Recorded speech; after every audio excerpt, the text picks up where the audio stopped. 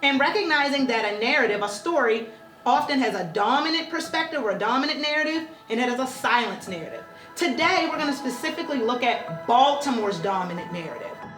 Hi everyone, my name is Theresa Bruce, and I am an amazing UMBC alum, class of 2009. While there, I majored in political science and social work, and I was a member of the Sondheim Scholars Program. At the University of Chicago, I picked up a master's in public policy with a focus in K-12 urban education reform. Currently, I am an amazing 8th grade social studies teacher in Baltimore City Public Schools. So notice, I'm on slide 5, right? I'm on slide 5. You should probably be on slide 5. So what's interesting about being a teacher is your classroom is sort of like your space. It's your home, it's your community.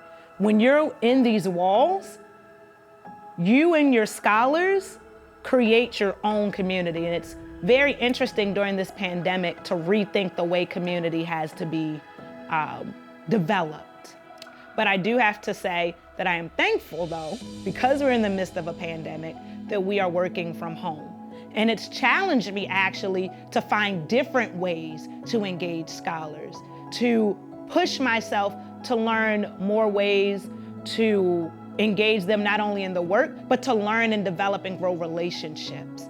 I think the biggest thing, it doesn't matter if you're in the brick and mortar building or if you're online, it's about relationships. And yes, they're harder to build virtually. I'll be the first to say that. But by being yourself, I often start my classes with corny jokes.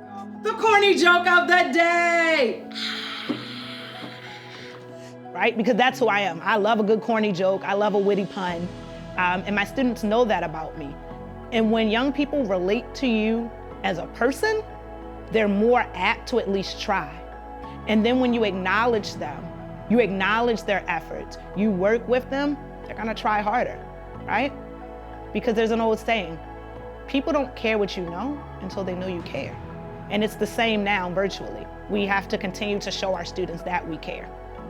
UMBC continued my joy for learning. I've always loved learning. I've always loved to read. I've been a book nerd for as long as I can remember. I love school, I love learning. And UMBC further capitalized on that through the experiences I had with the classes and the professors. UMBC continued that idea that it's okay to be smart, that it's cool to be smart. And that's what I think about when I'm in my classroom every day. I get, not everybody likes history, right? Like we all have subjects we love more than others. But what I want for young people is to at least find some joy when they come into my room. To at least feel that maybe if you don't like my subject, you still feel that you can talk to me and we can connect on something else and I can support you in your goals. UMBC capitalized on that for me, and that's what I seek to do with my young people today, with my scholars.